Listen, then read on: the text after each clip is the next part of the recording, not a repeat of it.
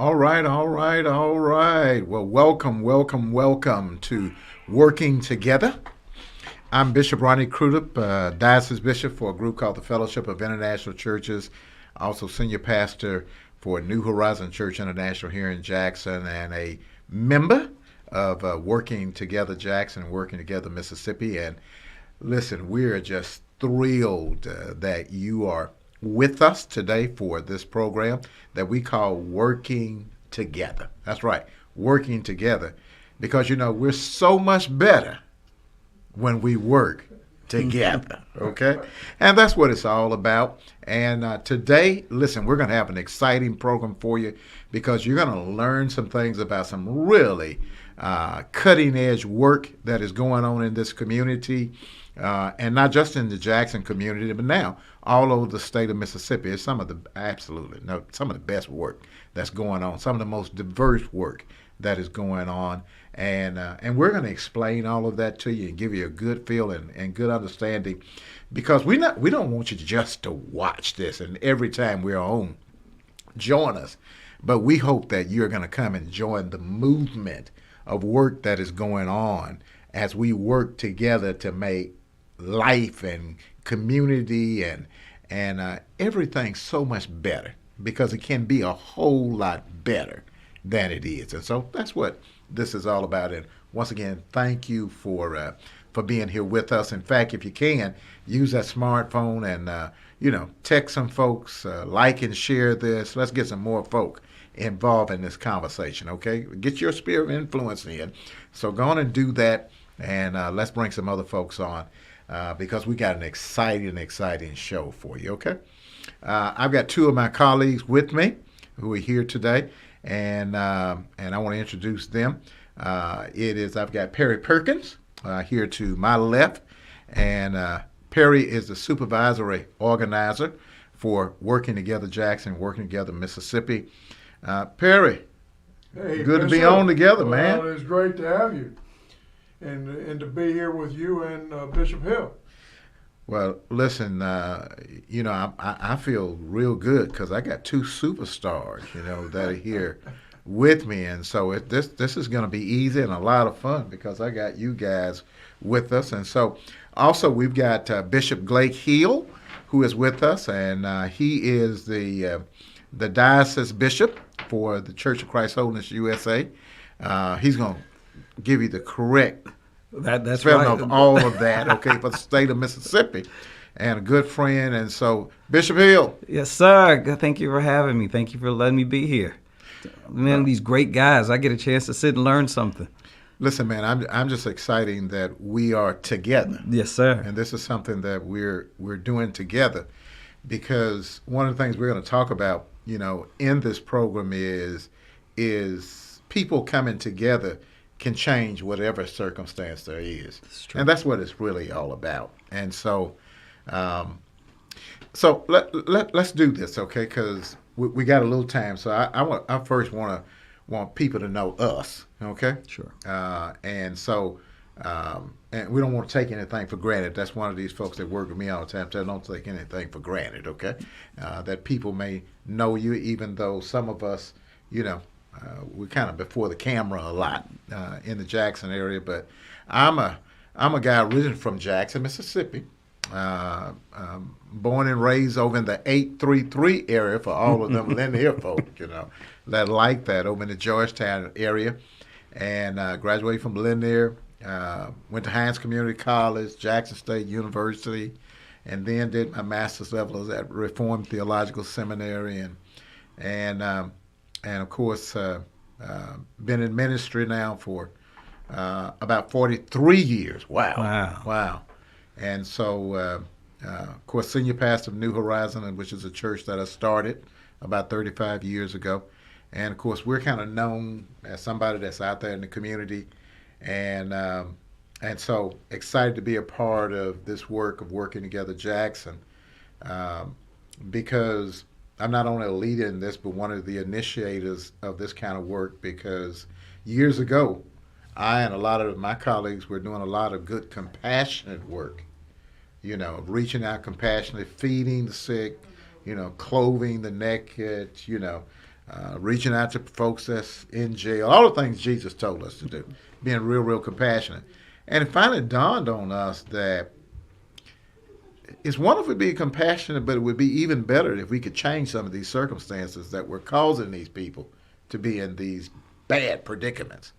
And so that got us thinking about how can we do some things different? And all of that then caused us to invite the IAF, Industrial Air Foundation, to Mississippi, and that started a whole learning curve that brings us up to where we are today, and it's been pretty significant. So that's a little bit of my story of kind of, why I'm here. And this work has been so dynamic for me and the people of New Horizon, especially. And now we're getting all of our folks across the state involved. I can't think of actually doing the work that the Lord has called us to do without having also this part of it, this arm of it to do things. And so, Perry, why don't we start with you, and you just kind of introduce yourself to these folks as well. Well, Bishop, I'm a storyteller, so Okay. I'm gonna tell two stories, and I may lie and tell three stories, right? But the first story I want to tell is that I am a Mississippian, and I was born in Boonville, and my dad was a Baptist pastor, and we moved to West Point when I was a year and a half, and one night I did something that we don't do in our household. I said the N-word, and I only remember 2 times that my father took off his belt and whipped me. That was one of those times. And then he set me on his bed, and he said, when Scripture says we're created in the likeness and image of God, that means that we're kin, that means we're equal, and that means that segregation is wrong and that it's going away. But then later on in that same conversation, he said, we have to be careful who we tell that to, and we're not going to be the ones that bring about the change. God's going to bring about the change. Wow. Well, that isn't how my father preached. My father preached with the hands and feet of Jesus, and so it just never clicked with me. But I told that story to former Governor William Winter one time, and he looked at me and had this sad look on his face, and he said, "You were too young to know how dangerous it was." Wow. And, but all along I wanted to find a way where we could say that we were created in likeness and image of God, and that we need to be about working to get rid of what was de jure segregation. Now we got to get rid of what I call civic segregation, where we only talk to the folks that look like us and that agree with us. The second story I'll tell is you called me, and Bishop Hill, he called me and said, when are you coming to visit your mama? And my mother lived in Clinton, and I said, well, Thursday. So I came to see him in this beautiful office in what was then an abandoned shopping center. And he told me, he said, there had been an effort like what is now Working Together Jackson, but it hadn't done so well. And he said, we want to do it again, but we'll only do it, you remember this, right? Yeah. We'll only do it if you come. And I said, Bishop, that I'm getting ready to start an organization in Baton Rouge, Louisiana. I don't know if I can do that. And he said, Perry, you are from Mississippi, and God wants you to be here. No pressure. Now, No pressure. now, I knew that actually the bishop did not. He wasn't one of those guys that just threw that around. Mm-hmm. So I left his office, told him I'd pray about it. I didn't tell him it didn't take me long to pray about it. So I walked down, and I literally walked down the stairs, got to the door, and was on my cell phone with my supervisor, who was a Catholic nun. And I said, Sister Christine, Bishop Crudup wants to start something up in Jackson, and she said, and so you want me to pave the way. So that's why I'm here. Well, I like to tell folks all the time that where there's a vision, where God gives vision, He also gives provision. And I tell folks all the time that provision, to me, really is not the stuff; it's the right people. And what I understood in that conversation, and still understand now, is that if you can get the right people in place, you could do something significant. And so I understood, Perry, and time is only once again certified that was truth, because we're here today and good work is going on, and I'm excited that you decided to accept that challenge and come on back home to Mississippi and help, even though you live in Louisiana. That's right. Barely 6 miles. All right. Well, we're going to get into some more of that. So just hold on, folks. We're going to get a whole lot deeper into this. But I want to give Bishop Hill an opportunity to really introduce himself to these folks as well, for those who may not know you as well. Bishop. Sure. Well, thank you, Bishop. My name's Blake Hill. I was actually born in Canton, Mississippi, somewhere between Canton and Farm Haven, Mississippi, and so I guess I'm country to in a lot of ways. My parents struggled to send me to St. Andrews Episcopal School, and I think that somewhat forms my worldview in many ways, is because you're surrounded by opulence, you're surrounded by people with means, and my parents were struggling to do it. My dad would often drive us to school in this beat up pickup truck that I used to get mad at him for driving it. But you start to see the differences. Both of my parents were teachers. My mom would teach in a public school up in Camden, Mississippi, Velma Jackson School, and I saw some of this the split disparity between the two. That when we would go to field trips, that we would go to the opera, or to the museum, or to plays, they would take them to Parchman, Scared Straight, up there up in Velma Jackson. When we had college days, Duke, University of Harvard, all these guys would come. It was the service academies and the junior colleges would come to Velma Jackson. There was just this difference in what we kept telling young students or so, and it got even worse in me as I transitioned to college, Tougaloo College, the cradle of the civil rights movement in Jackson, and I remember the first couple books they made us read at Tougaloo was Miseducation of the Negro, Carter G. Woodson, and Souls of Black Folk, W.E.B. Du Bois, and just the eye opening that really it helped me to do. So I ran out thinking that I was going to change the world, and I realized that I couldn't, not with the power that I had. And that's when I think God really began dealing with me about ministry, that I needed ministry. And it's been amazing, Bishop Crudup, that at every turn of those events, you've been at the forefront of that. I met you 16, 17 years ago when I first started doing ministry at True Vine Baptist Church. You came out to do a very first year as bishop of the South Central Diocese of the Church of Christ Holiness. Guess who I'm on air with again? So it just seems like every time I'm finding myself transitioning, you are there to pour into it. So I'm just honored to keep following you and letting you transition me wherever I'm supposed to go.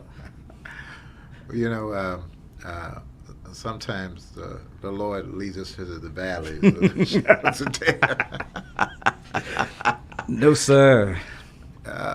It is absolutely exciting to be with you, Bishop Hill, and to also be a fan, to have watched you too.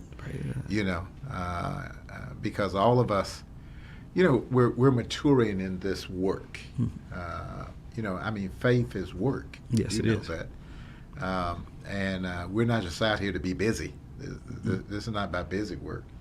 This is really about transformative work, you know. And so that's what all of this is about.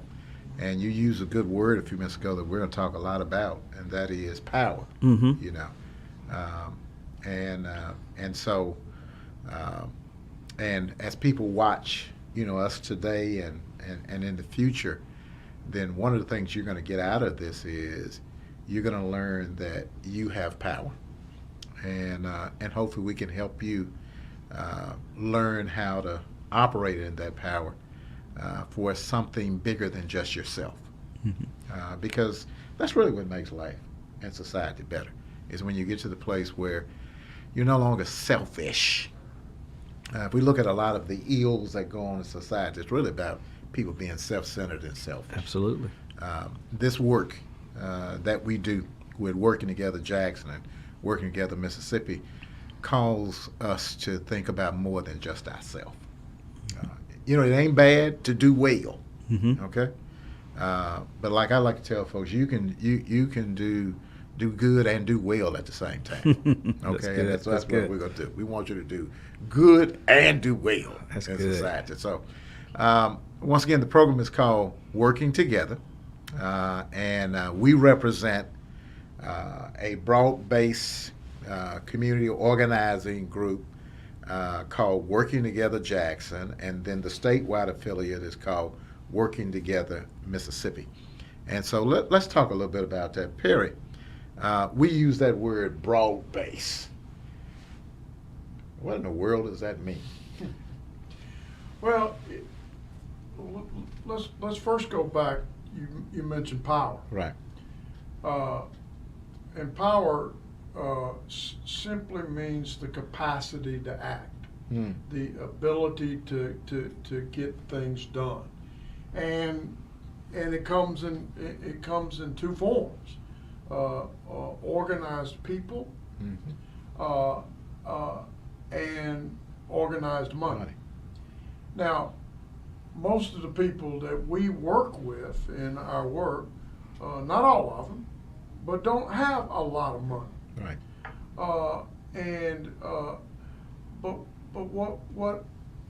But Bob Moses told the leader of SNCC here in Mississippi that Ella Baker sent here, I believe, in 1961. Bob Moses told a story once that when the Voting Rights Act was passed in 1965, that all the civil rights organizations were planning to do a massive voter registration drive, and that the main source of that funding was one person, and the person was killed in a plane accident, and his heirs did not want to do that work, and Bob Moses said that's the lesson, that you've got to organize money as well as organizing people. Yeah. And so when I get invited into a community, I've been doing this work 44 years, and when I get invited into a community, we say to folks, and in fact, they invite us because they don't feel like they have enough power to solve the problems that they know about already, but they've come to an understanding that something's not working, and what we agree on together is that we've got to bring enough different kind of folks together, Right. across racial lines, across religious boundaries, across the geography of communities. One time I was working in Monroe, Louisiana, and the way the north side was the white side of town, and the black side of town was the south side, and neither the two shall meet. And after 6 months of working together, one day this Episcopal priest says, my car knows where the south side is. But what we attempt to do is to bring together all different kinds of folks. So, for example, in Jackson, we have 25 institutions right now involved in working together Jackson. Now, by the end of this year, we pledged to have 40, right? Oh, absolutely, And- absolutely. But those institutions are Catholic, they're Baptist, they're Methodist. non-denominational, they're Methodist, Jewish, Muslim. They're from different sides of the community. So that is the broad base. Yeah, and and people need to know that it's very intentional. That as we talk about developing power, then a part of that development is that you got to have that kind of diversity, there. That diversity brings something really good to the table, and that's one of the things that we're proud about in this work is that no doubt about it, we're the most diverse thing out there. And it's not always comfortable, and that's one of the learning curves in this too. Because I tell people one of the reasons I really like this work is it causes me to grow. Because if it were not for working together, Jackson, working together in Mississippi, I would never brush shoulders with some of these people. Not only just white people, okay?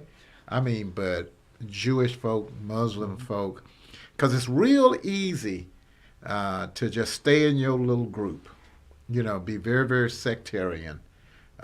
Because most of us, frankly, crave comfort, more than we do really the ability to, kind of be cutting edge. No, we just want to be comfortable. And so, if you just stay with your little group, you'll be comfortable. But if you want to grow and get better for yourself as well as everything else, then that's got to be an intentionality for that kind of diversity around. Let me make this point too, is that because even as we talk about the issue of power, is that, and I like to tell folks, if you can't change anything, you don't have any power. Sure. Mm-hmm. I mean, the test of power, because it's easy. Everybody's, oh, I got power. I got plenty of power. Right. Well, what have you changed lately? Mm-hmm. Even for yourself, your own person. Absolutely. If you're not changing your own life, if you're beset with all of these terrible habits that are driving you down, you're in a terrible predicament where you live, you still driving the same old beat up car and complaining about the same things you complained about 10 years ago. Don't be deceived. You don't have any power. You haven't changed anything. And so we take that not only helping people to change themselves personally, but even more to be able to change circumstances in their community, around their family and other things like that. And so, so it's broad based. What's something else about this work, Perry? Well, as you were talking, and I mentioned it earlier, when I came back to Jackson 13 years ago, what struck me was legal segregation was not here, but we were still segregated, and I came to call it civic segregation. And that's a good word you don't hear very often. Yeah. Civic civic segregation. Yeah. And what I mean by that is that we hang out, as I said earlier, with those that look like us, or think like us. My best story to describe civic segregation is my mother would go to the Healthplex at Mississippi College, and she was in her late 80s, and she's one of the few people there that did deep water aerobics. And this was in 2008, and people were there, and they were talking about, well, you just can't be a Christian if you're going to vote for Senator Obama. And my mother was going to vote for Senator Obama. And I said, Mama, what did you do when they start talking like that? And she said, I would swim on down to the deep end. And she would be by herself. And what we try to do in our organizing is not get people to swim on down to the deep end, but get people to come into the shallow water together and work together to bring about change in the community. Now, one of the things too about this work, so that people understand a little bit better, is that Working Together Jackson, Working Together Mississippi is a organization of organizations. That's right. And so what we do is we bring organizations, churches, mosques, synagogues. We bring groups, neighborhood associations. So even though we're known because we've got this faith-based contingent, we bring groups, faith groups together in this. That's not the only people that we reach out to. So you want to speak something to that too? I mean, Hope Enterprise Corporation, Hope Credit Union, which Hope Credit Union came out of some of the original work absolutely. that was done here. We sit right on the backside right now of the Medical Mall. The Medical Mall Foundation is a member. The Mississippi Center for Justice that does really good legal work all over this state. And and Bishop, one of the reasons why we had Bishop Hill here is that he's one of the newer members. And Bishop, when you got elected Bishop, all of a sudden you started engaging with us. And so I've been wondering why, what attracted you to the work of Working Together Jackson and as a bishop Working Together Mississippi? That's a great question. Actually, I got attracted to the people who were that were leading the effort. You and Bishop Crudup. The Working Together Jackson, Working Together Mississippi attacks two things that I think are the biggest power grabs in this world. I think it's even a spiritual level. It's the weapon of division and the weapon of nihilism. And I think those two things are the biggest weapons that power uses to continue to stay in power.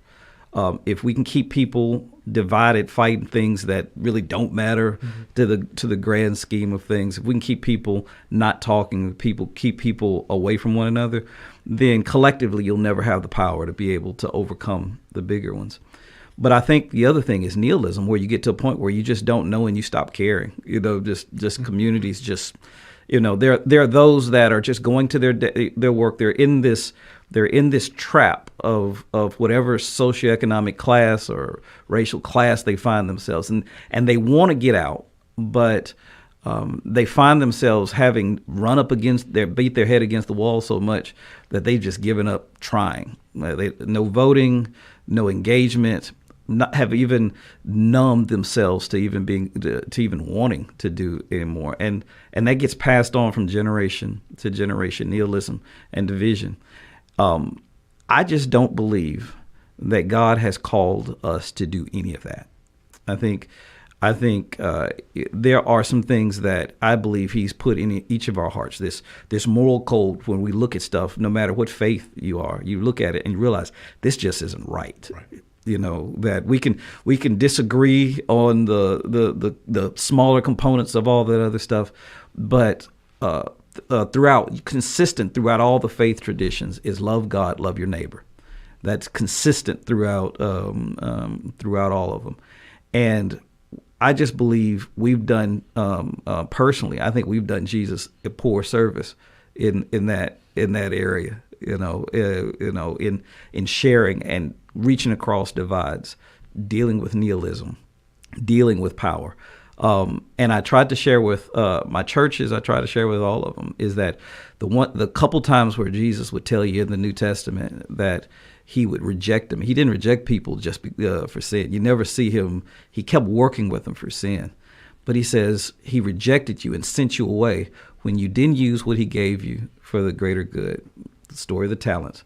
And when you didn't feed and clothe and help those that the least of these, he says, get away from me. And he cast them to the outer darkness.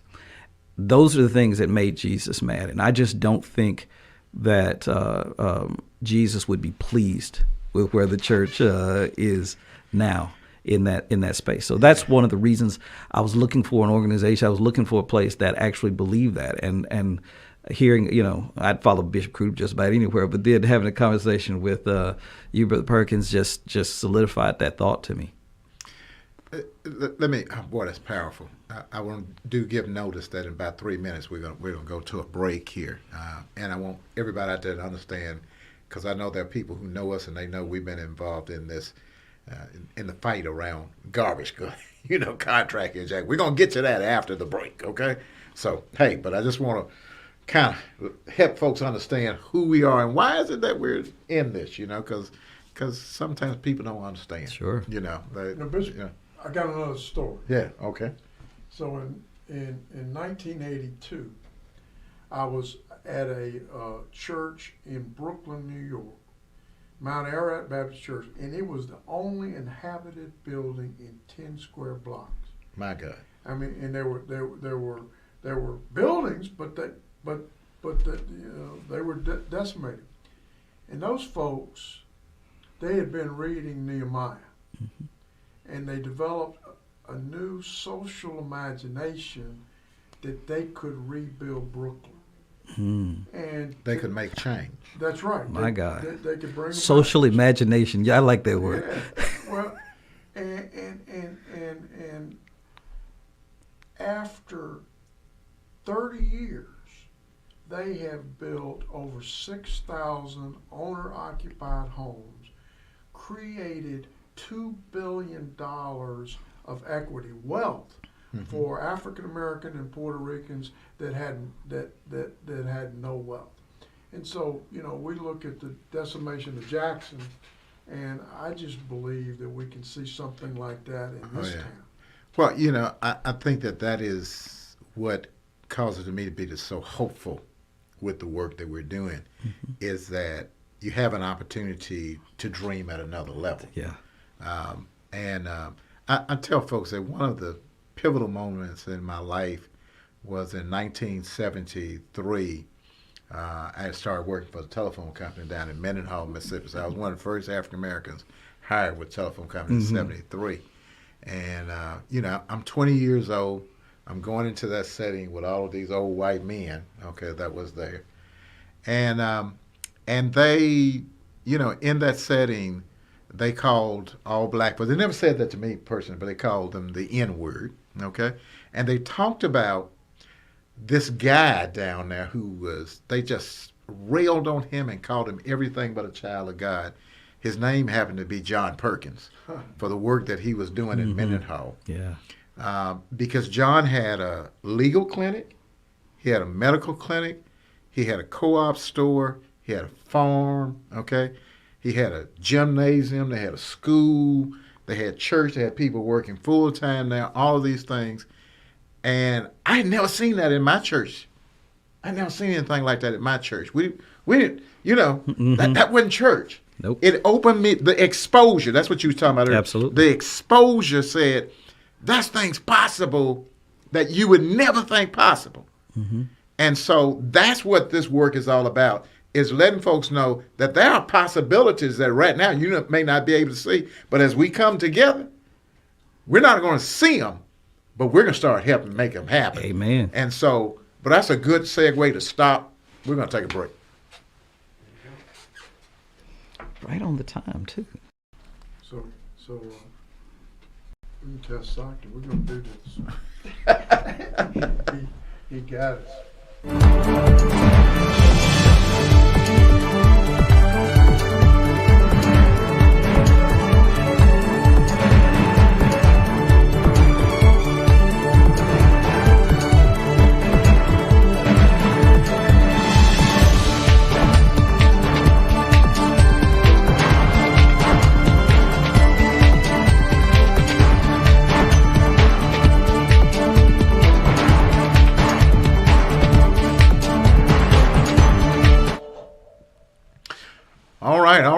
right, we're back.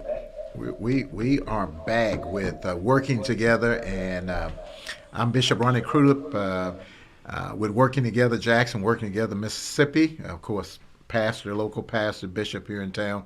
Got Perry Perkins, who is our supervisor, organizer with Working Together Jackson, Working Together Mississippi. Also got a member of, and his organization is one of the newer members, Bishop Blake Hill, the Church of Christ Holiness USA, who is with us as well.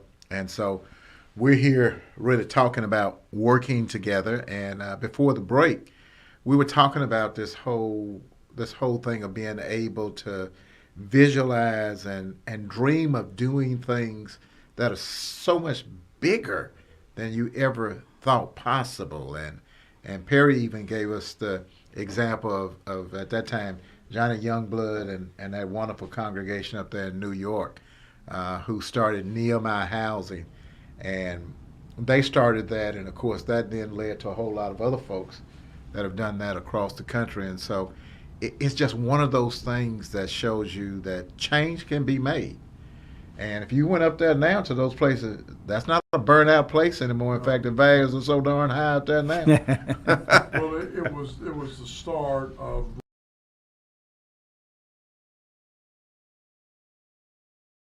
would only be paid off when they or their heirs sold the home. So it allowed folks to afford a house that they could not have afforded. And that's the thing that I like about this so much, and this kind of work, is that it teaches you, you know, to do these things that sometimes you never heard of anything like this. You know, the networking that goes in this, that is keeping up with what are people doing in other places. Okay, you know, I mean, use that exposure word again. We were talking. The problem sometimes in inner city communities as well, you know, where there's a lot of blight and degradation, is that the people in those places go nowhere. They're not exposed to anything but all of those negative effects. And so it kills your get up and go, your hopefulness, you know. It kills your dreams. It does. It does. Bishop, if I could just add to that, I think that's great. We planted a church years ago in Honduras, and a lot of poverty in that area. But I also noticed there was a small group of really, really wealthy people there. And one of the things the Lord really began to deal with me on, he says, wherever there's large groups of poor folk, there's a smaller group of rich folk who get rich off the backs of those poor folk. In other words, there's a system in place to take advantage, to abuse that. You got, you know, abusive lending practices, housing discrimination, educational disparity, and all these things. And there is somebody on the other side of it that is getting wealthy. Oh, they're benefiting. They're benefiting from it. They have no reason to change the system. They'll say, I want to change the system. They will not try to change the system. You brought up a great word that we use in this context all the time. That's systemic change. Systemic change, yes. Which means system change. Yes. The reason you don't see any change is because there's a system in place to keep the status quo in place, and that's all you're saying. And so somebody's benefiting absolutely from that bad circumstance. Okay, how bad it is, somebody's benefiting there and doesn't want things to change, and will fight you to change it, because that's how they get their wealth, get their status in many of those areas. Well, it sounds like Jackson, Mississippi. It sure does, doesn't it? Pass the water down. Yeah. Okay. All right. The beauty is it's not even just, it's not always race. I mean, it's that's the context the United States has used as it. But I think we're at a point now where racism is just is a code, or is a covering for economic exploitation. The days of people thinking black folk got tails, those days are over. At least I hope they're over.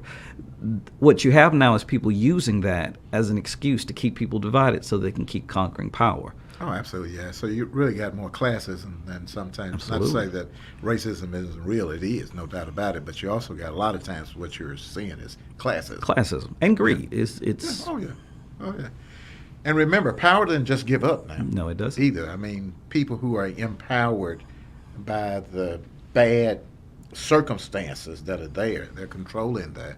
They don't just give that up. No, they will fight hard. Matter of fact, if you even look at as a country where we're looking for, when President Obama gets elected, there was a clamor that was taking place because that represented somewhat of a shift in power, and power was never going to let that happen. You see this response to it that tried to push back the progress of it.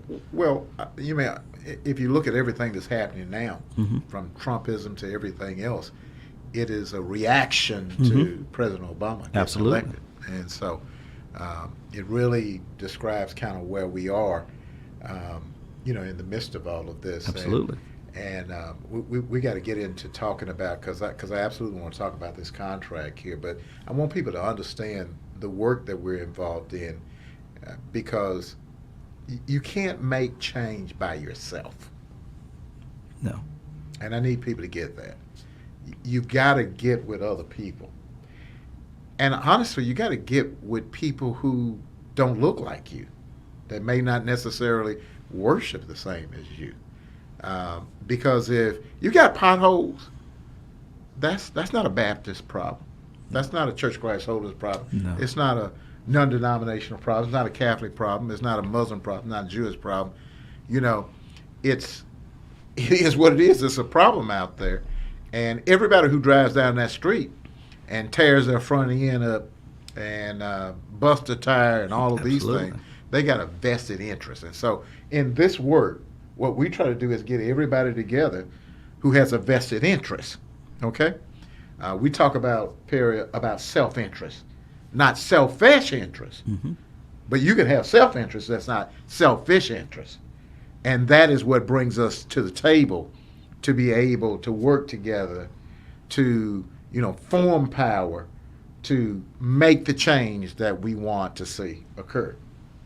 Well, you keep referring to that we're going to talk about the garbage contract, but the context of the garbage contract was there was a meeting at your church. You remember on the 7th of December, and we had not. Working Together Jackson does lots of public meetings, and we had not done a public meeting like that in 2 years because of the pandemic. And there were over 300 people from all over the city, and nearly 1,000 or more folks online that's watching. right. That's right. On this very network, right? Yeah. And that the mayor was there, and the city council sent 3 members, and we were asking questions of how can we be in a city that is 82% black, African American, and a small portion of the contracts that get let by city government go to black-owned businesses, and we asked 8 very specific questions that night, and the mayor and the 3 council members representing the council said they're going to work with us on that. And 2 other council members who actually were in the audience, That's right. who came and sat in the audience, who also came up afterward and said, we commit as well. That's right. But not long after that, the city, through a fair process, does a contract that was going to save the city $102,000 per month, $12 million over the life of the contract. Here we are in a city where we need more police officers, where we probably need more folks working in public works, and but as you said earlier, we're afraid of change, and to be honest, the folks, Waste Management, a multinational company that has had this contract for 30 years, they're used to having the contract. And so we are in the middle of a battle where the majority of the council has given no good, strong, legal, bona fide reasons why this contract was rejected. Now, normally, Bishop, we wouldn't have gotten involved in fighting. Yeah, because we tell folks we're nonpartisan. That's right.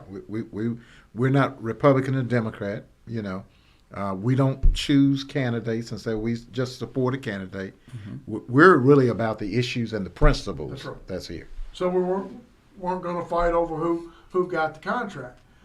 But when we're sitting there asking for fairness, and there was a fair process, and the cheapest bid was a company out of Louisiana that had been doing business in Baton Rouge and New Orleans for 40-something years. We said, hey. Who happened to be owned by an African American. That's right.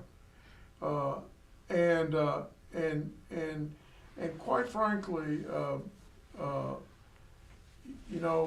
why, picking that kind of fight was battle would not be something that I think we would normally do. But what we said is, if the law says that you're supposed to go to the lowest bidder, and we've been out there saying that we need to open things up to African American owned companies, we were here to have a win-win. But quite frankly, one of the things that you learn that I've learned in 44 years of doing this kind of work is that the power does come in influence and money, and so we are seeing the power of a major multinational company. The day that Council President Virgie Lindsay said, we don't like change. She said, I don't like change so much that I live in a historic neighborhood, but now's the time for change. And we think that this is an opportunity to make significant change in the city. And today, Bishop Hill and Pastor Greg Divinity spoke to the council and said, either give the contract to Richards, quit fighting, or let's find a compromise that we can live with.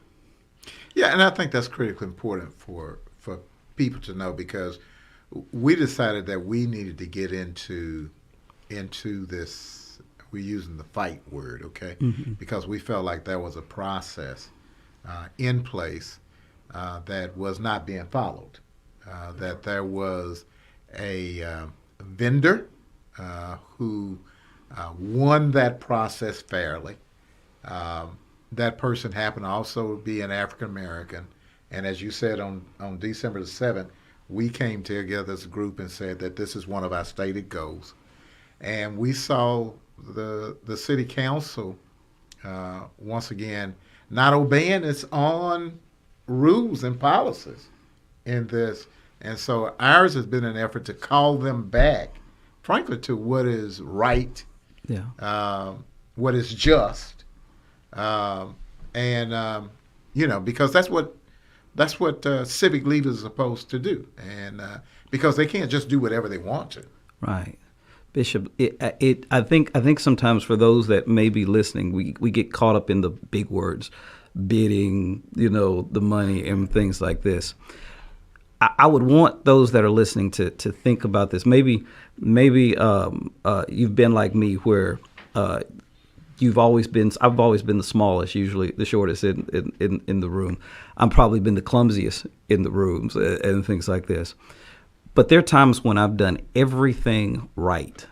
I've done everything right, and the system itself told me went and got something else or somebody else for whatever reason that it is. And I'm sure those that are listening have applied for jobs. They've done everything right, and the cousin, somebody's cousin got the job or things like that. Working together, Jackson, working together, Mississippi, the goal that I think unites us is to be the voice for those that cannot speak up, to call places back to fairness. What happened in the city garbage contract is fundamentally not fair. Richards did everything they were supposed to do. They put together a bid, stayed up at night writing it out, calling together people. They did what they were supposed to do and were rejected, and no reason is given.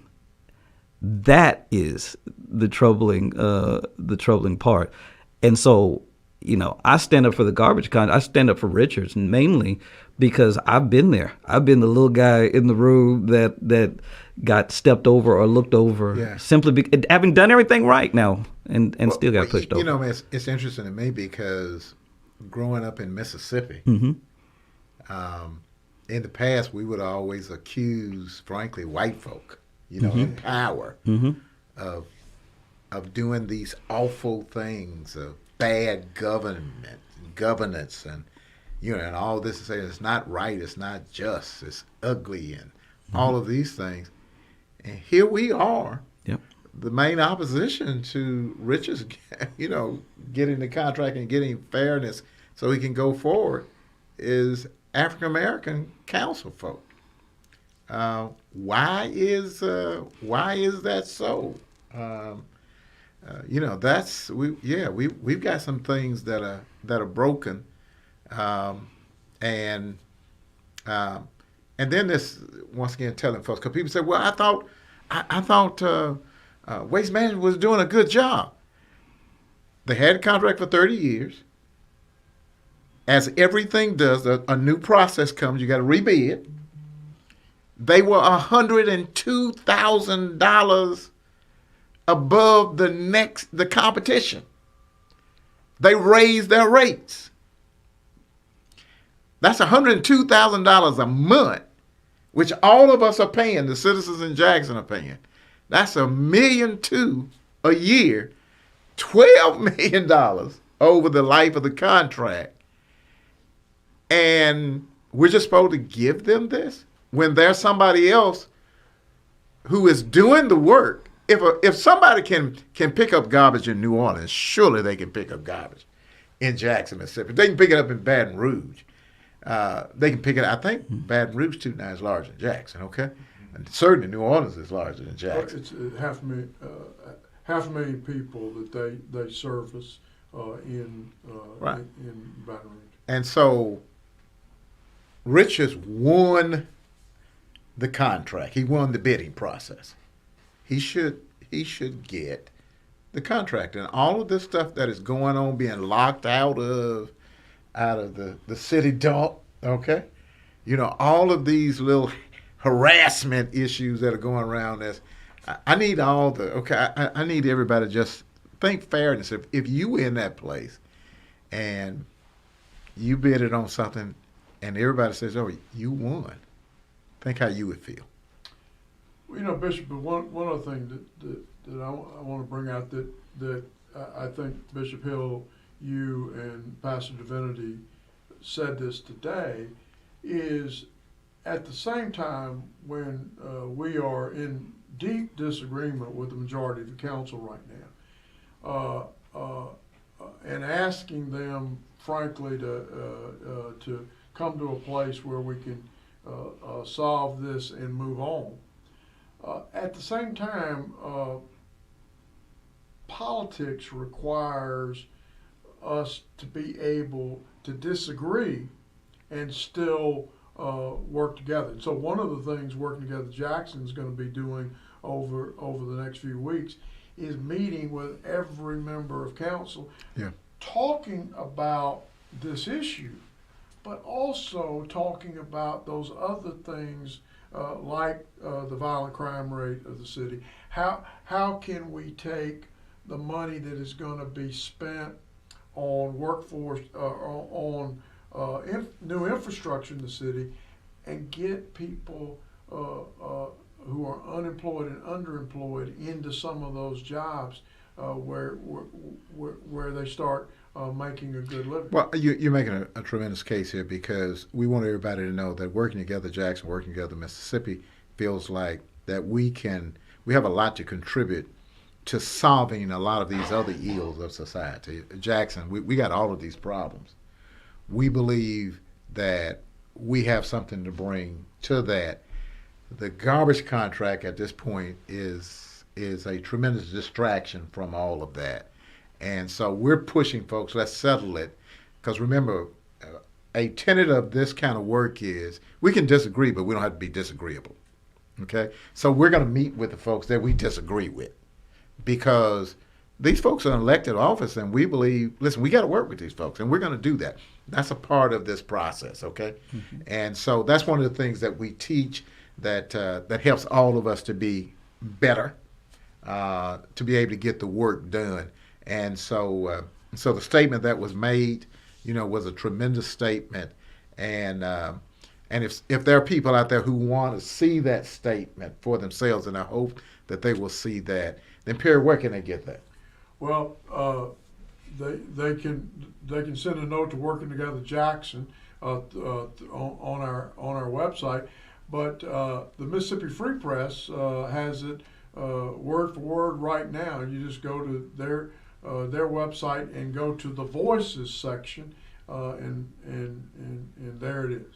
Okay, so they can go there, or they can go to our website. We do have the Working Together Jackson, Working Together Mississippi does have a website, so you can Google that, okay, and find that, and you'll find that statement. It's a good, strong statement. Yeah, I'm not sure it's up on there yet, but we'll have it will be up. Tomorrow. Yeah, That's right. it will be up. We've got about 6 minutes or so, remaining in our show as a part of this, and the ability, we teach this, that you got to stay at the table, okay? I mean, sometimes you will get as mad as hell, at people in terms of things. But when you get that way, you can't go around slapping folks, even though you may feel like that, okay? All right. Now. Can't go around slapping folks it. and things like that. We got to learn to be civil in the midst of this. And help people come to the place where we can craft the solutions that work for all of us. Bishop, I am excited about, like I said, Working Together Jackson, Working Together Mississippi. Jackson I have a lot of hope for Jackson. Jackson is this great experiment. It's a African American led city in the middle of Mississippi. It's the heart of Mississippi. It is a light that could spread throughout the entire region. It is an example of power that can be that you don't have to take power from somebody or diminish somebody in order to increase your own power. That we can increase the pie where everybody has plenty to eat. Jackson is so ripe for just this grand experiment of what could be, what America could really be. And there are those who are going to push against that and stop us from wanting to do that. So I am so hopeful for the work that can be done here with us, because I believe in Jackson. Well, I believe that what you're saying is absolutely true. And Jackson is going to be that shining light. Because I want to remind people, because so many of our children run off and they go to Atlanta, they go to Dallas, Houston, they go to Nashville. Those places became what they are. Jackson can also become what they're running off for now, but it takes some people, and that's what this is all about, to stay and let's work together. Okay, hey, what is this? Working together. Okay, Yeah. Let's stay and work together and make this place, help create this place to be that shining light, that grand example that that will work for everybody. I want to say a little Okay. bit about working together in Mississippi Okay. real quick. Right. And in the legislature 2 weeks ago, they were arguing over lots of things, and one of the things was that they were going to spend money on water and sewers for not just Jackson, but all over the state. The speaker was saying, unless I get the repeal of an income tax, which we thought was a bad idea. We thought would lead to very regressive taxation that would be borne by poor folk. And so the Lieutenant Governor asked us to come together, and about 14 different denominations came together and had a prayer vigil in the rotunda of the Capitol at noon, which both of you led, and it was about three things: extending postpartum care for mothers on Medicaid, stopping holding hostage the money for infrastructure, and not passing a regressive tax. I'm sad to say that the legislature still did not pass postpartum care, That's right. which would only cost $500,000 a year.